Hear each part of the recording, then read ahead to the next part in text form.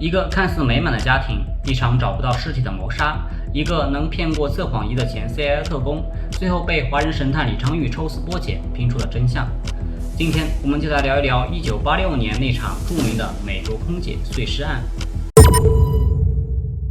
1986年11月底，美国康州的纽顿市已经被风雪笼罩，泛美航空公司的主管正对着空乘排班表发愁。海伦·克拉夫兹已经10多天没来上班了。这位丹麦贵族出身的空姐向来准时守纪，连请假都很少有，这次却像人间蒸发了一样。主管先打给了海伦家，接电话的是她的丈夫理查德。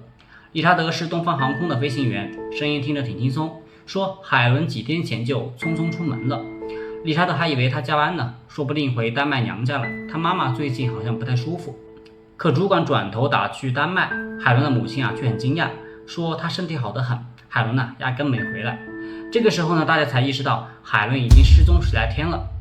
海伦最后被确认出现的时间是11月18日下午，她刚从德国飞回来，和丈夫理查德、3个孩子还有家里的保姆一起吃的晚饭。那天之后再也没有人见过她。海伦和理查德的家在纽敦，是个离纽约不远的小城，有山有水，在外人眼里他们是标准的模范夫妻。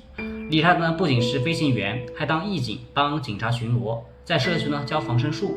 海伦漂亮开朗，夫妻俩一有空就带孩子参加社区活动，邻里都说他们感情好。警察找到理查德时他穿着笔挺的衬衫，语气平静地回忆着11月18日晚上的事情。他说那天晚饭过后，保姆出去约会，他和海伦带着3个孩子玩到孩子睡着。海伦因为长途飞行累了，也早早进了卧室。19日一早，海伦说要去上班，匆匆出门之后，他就再也没有见过了。他还补充了个细节，19日早上家里面突然停电，他先把孩子和保姆送到了80英里外的姐姐家，自己回来修电器、收拾家务，直到晚上才去接人。这话听着合情合理，可警察仔细一查漏洞百出。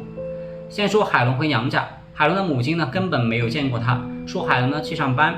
纽约机场的停车场里面海伦的车已经孤零零停了好几天。理查德甚至暗示海伦可能有外遇，说他总给加州打电话。可警察找到那位加州的朋友，对方只是普通的朋友。19号压根就没有见过海伦。真正让警察警觉的是海伦的朋友和同事们。海伦的同事罗拉说，18号在飞机上，海伦一直愁眉不展。他告诉罗拉，自己请了私家侦探，已经查到理查德有外遇，并且准备回家就跟理查德提离婚。海伦还特意嘱托理查德有暴力倾向，经常打我，如果我出了什么事，千万不要当意外。海伦的女律师也提供了线索，3个月前海伦就来咨询离婚，说要争3个孩子的抚养权。律师建议他先找证据，他才雇了私家侦探梅尔拍到的照片让人不出意外，理查德在纽约长岛、新泽西州都有情妇，全是航空公司的空乘。海伦拿到照片后哭了很久，却咬着牙说等我从德国飞回来就跟他摊牌。最关键的证词来自于家里的保姆。保姆说11月19日凌晨2点多，他约会回来时雪下得很大，屋里静悄悄的，突然听到楼上传来砰的一声，像是什么重物砸在了地上。他当时没敢多想，直到第二天一早被理查德叫醒。19日早上的5点半，天还没亮，理查德就催着要送他和孩子去他姐姐家。他问海伦在哪，理查德说去姐姐家了。可到了姐姐家，根本就没有见到海伦的影子。理查德又随口说可能去公司加班了。最奇怪的是地毯，他走之前明明看到理查德卧室的地毯上有块巨大的污渍。等20日晚上理查德接他回来时地毯没了，连家具都被挪了位。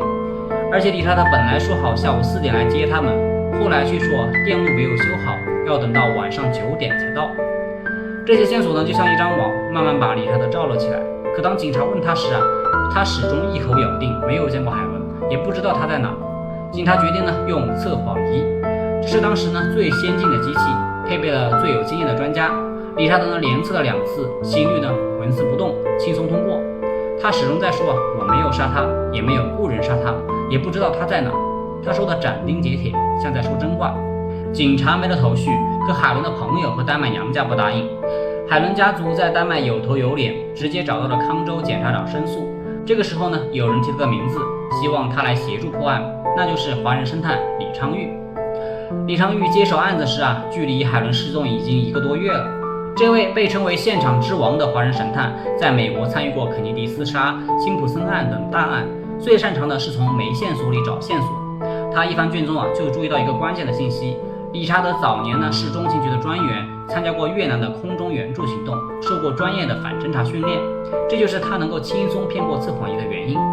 而且更让人讶异的是，李昌钰查到海伦是理查德的第3任妻子，他的前2任妻子也都是外国人，最后都莫名失踪了，这绝对不是巧合。李昌钰决定先去理查德家看看。理查德家里面早就被打扫过了，保姆说地毯没了，家具位置全变了。李昌钰让团队找来了海伦家的相册，对着照片把客厅、餐厅、家具一点点归位，拍到和照片分毫不差。可查了半天没有发现任何的血迹和痕迹。李昌钰觉得卧室肯定有问题，但是相册里面居然没有一张卧室的照片。他突然想起海伦的闺蜜丽莎，丽莎帮海伦布置过卧室，对格局熟得很。丽莎接到电话后，二话不说推掉了家里的客人就赶了过来，和李昌钰的团队一起还原了卧室的家具位置。之后李昌钰蹲在床边，用手电筒贴着床垫侧面照，光线扫过的地方5个芝麻大的红点突然露了出来，看起来是喷溅的血迹。他立即让技术人员取样，化验结果出来了，是 O 型血，和海伦的血型完全一致。再做 PGM 分析确认是新鲜血迹，不是旧伤留下的。李昌钰盯着床垫上的血迹，一点点还原当时的场景。受害者第一次被重击后没站稳，跪倒在床边，凶手再补一击，血才会从10度角的方式喷到了床垫的侧面，这个角度正好符合人跪倒时的头部的高度。他们又查到了家里的洗衣机，里面的毛巾、床单看着干干净净，可经过检测全都有清洗过的血迹残留。理查德自己从不洗衣服，这些活显然是他特意做的。可最大的难题还在海伦的尸体在哪里呢？没有尸体，再多的人证也难以定罪。李昌钰带着团队把理查德家的院子、车库，甚至他名下的田地都翻了个遍，用雷达测地下有没有被翻动的痕迹，派警犬闻有没有腐味，甚至让直升机从空中用红外线扫，看有没有尸体腐化散发的热能。折腾了10几天，什么也没找到。李昌钰想，他处理尸体的方式一定不一般。正在理查德家的院子里，望着远处被大雪覆盖的树林突然问身边的警察，最近有人见过理查德拉着奇怪的东西出门吗？警察在理查德家附近设了卡，挨个问过往的司机和居民，11月18日到20日之间有没有见过可疑的人和车。几天后，一个铲雪车司机找到了他们，说自己想现世，不知道算不算线索。11月20日凌晨3点半，纽顿的雪下得很猛，地上的积雪快到膝盖了。铲雪车司机正把车横在了路中间清雪，突然一辆小卡车冲了过来，后面还拖着个大家伙。那机器看着像碎木机，可比家用的大得多，像辆小型的垃圾车。一端是斗形的入口，另一端有个45度角的铁管，直冲冲的冲着天，应该是排碎屑用的。铲雪车司机当时多嘴问了句：“先生，您这是要去哪里？”卡车司机回头瞪了他一眼，骂了句：“关你屁事！”还催着赶紧让开。错车的时候，那个卡车司机还冲他竖了个中指。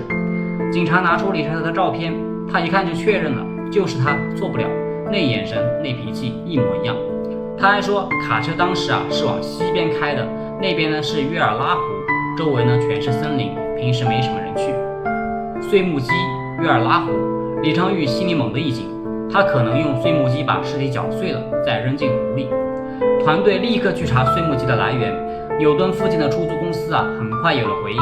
11月13号，理查德租过一台大型的碎木机，11月20号下午还回来的。出租公司的老板说，这机器租出去的时候挺脏的，回来的时候却被洗得干干净净，连齿轮缝里的木屑都没了。感恩节前后本来就是淡季，有人租就不错了，还洗得这么仔细。当时我就觉得很奇怪。等警察找到那台碎木机和理查德的小卡车，果然擦得一尘不染，连一丝痕迹都没有留下。这时候已经是1987年1月，距离海伦失踪快2个月了。媒体就天天追着问进展，报纸上全是警方无能的报道。李昌钰站在约尔拉湖边望着结了薄冰的湖面和岸边厚厚的积雪，下了个谁都觉得冒险的决定，融雪从湖边开始，一寸一寸的找。几百号人被动员了起来，化验室的技术人员、警察局的刑警，甚至附近社区的志愿者都带着工具来了。他们在湖边圈出了8个可能的区域，每个区域呢都用加热器一点点的融雪，雪水呢顺着铁锹流进了排水沟，露出下面的泥沙和碎石。大家再把泥沙装进细网，蹲在湖边的寒风里面呢反复的冲洗筛选。很多人觉得这样根本不可能找到尸体碎屑，毕竟已经快2个月了，说不定早被风雪埋没了。但是李昌钰觉得凶手再小心也不可能把所有的痕迹都清理干净。就这样找了3个多星期奇迹真的来了。先是一颗牙齿，技术人员用镊子夹起来，在放大镜下面一看呢，断口有明显的外力研磨的痕迹。他们立刻联系海伦的牙医，调来了他的全口牙齿 X 光片，把牙齿的形状、磨损程度，甚至下面微小的曲动和 X 光片呢一一比对，严丝合缝，就是海伦的牙齿。接着呢是56块骨头碎片，每块呢都只有指甲盖大小，边缘呢却有着清晰的多边形切割痕。李昌钰拿着这些碎片对着光看，这是碎木机的齿轮切割出来的，普通刀具切不出这种多边形，只有经过大型碎木机8到9块刀片的绞切才会留下这样的痕迹。再后来呢，2660根染过的头发被筛选出来，这些头发呢有着明显的拉扯和切割的痕迹，和海伦梳子上的头发比对颜色、粗细、染剂成分，甚至连发质里的微小的杂质呢都完全一致。还有一副假牙，海伦的牙医一眼就认出来，这是他半年前换的，当时还说这个架子戴着比以前的舒服。一根断指的残片，指甲上的粉红指甲油没有被完全磨掉，化验后发现和海伦梳妆台上的某瓶指甲油上的成分呢一模一样。蓝绿色的合成纤维呢，保姆一看就说海伦11月18号晚上穿的就是蓝绿色的睡衣，我记得清清楚楚。甚至呢还有一些被水泡软的碎片，拼起来能看到海伦克拉夫兹的字样，它应该是和他的信件被一起搅碎了。这些东西呢加起来也就一个乒乓球大小，却占了正常人体组织的1/1000。经过5000多次的检测，所有的证据都指向了同一个结论，这些碎片呢都属于海伦，而且缺失这些部分，人绝对不可能存活。就在这时候潜入湖里的潜水员呢也传来了消息，他们在湖里的淤泥里摸到了一台被拆成零件的电锯，电锯的编号呢被人用工具刮掉了，可李昌钰把零件带回实验室，用电解法一处理模糊的编号呢又显了出来。顺着编号查购买人正是理查德，11月初他用信用卡买的这台电锯。更关键的是，电锯的齿轮缝隙里面还残留着一点人体组织，化验后呢是 O 型血，还有几根微小的毛发，和之前找到的2660根头发比对完全吻合。证据链呢越来越完整，可理查德依旧在法庭上抵赖，这些碎片不能够证明海伦死了，更不能够证明是我干的。为了让陪审团信服，李昌钰准备了2个实验，全程录像。第一个呢是碎尸实验，他找了一头和海伦体型相似的猪，放进和理查德租的同款的碎木机里。因为猪的皮肤和骨头和人类的相似，机器启动后呢，猪骨被搅成的碎片从出口喷了出来，落到了地上。这些碎片的大小、切割痕迹和在湖边找到的人体碎片呢是一模一样的，都是多边形状，边缘呢带着碾压的毛边。第2个实验呢，他从女儿头上剪了一束毛发，扔进了碎木机，出来的头发同样有着拉扯和断裂的痕迹，和湖边找到的海伦头发完全一致。到了这一步呢，整个案子的脉络已经清清楚楚。11月18日晚上，海伦提出了离婚，理查德彻底动了杀心。他在卧室里边重击海伦，导致血迹喷溅到了床垫上。海伦跪倒后他再补一击，让他彻底失去反抗能力，这就是那10度角血迹的由来。之后呢，他把海伦的尸体藏进了车库的冰柜。丽莎后来证实理查德几个月前确实买过一台大型的冰柜，能躺下1个人。案发后呢，这台冰柜就不见了。19日一早，他以停电为由，把孩子和保姆送到了姐姐家，自己呢则回来清洗现场，冲床垫、洗毛巾，拆掉带污痕的地毯，挪动家具，试图毁掉所有的痕迹。10月20日凌晨，趁着大雪天没人，他拖着碎木机和电锯呢，开车到了约尔拉湖，把尸体从冰柜里搬了出来，用碎木机搅碎，碎屑呢从排出口喷进了湖里。处理完尸体后他把电锯拆成零件扔进了湖底，又把碎木机仔细的清洗后还给了出租公司。最后呢，他开车把海伦的车送到了纽约机场的停车场，伪造了他自己离开的假象。1987年，海伦·理查德被正式逮捕。庭审时李昌钰站在陪审团面前，一件件地展示着证据：床垫上的喷溅血迹、湖边找到的牙齿和骨头碎片、电锯上的人体组织、碎木机的租赁记录、铲雪车司机的证词，还有那段实验录像。这些碎片加起来虽然只有一个乒乓球大，却是海伦留在这个世界上的最后痕迹。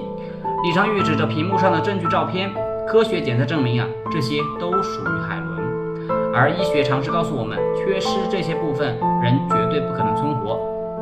陪审团讨论了4个小时，一致裁定理查德·克拉夫兹谋杀罪名成立，判处50年监禁。这是康州历史上第一起没有尸体却成功定罪的谋杀案，后来成为了刑侦界的经典案例。案子破了，正义来了，可海伦再也回不来了。3个孩子永远失去了母亲，丹麦的家人也只能对着那些碎片悼念。而理查德那个曾经靠着飞行员身份衣锦头衔伪装成好人的凶手，最终又在监狱里度过余生。这些案子也让所有人都明白，所谓的完美谋杀从来都只是凶手的幻想，只要做过就一定会留下痕迹。那些藏在风雪里、淤泥里、碎木机碎屑里的线索，最终都会在真相面前发出自己的声音。好了，今天的故事就讲到这里，我们下期再会。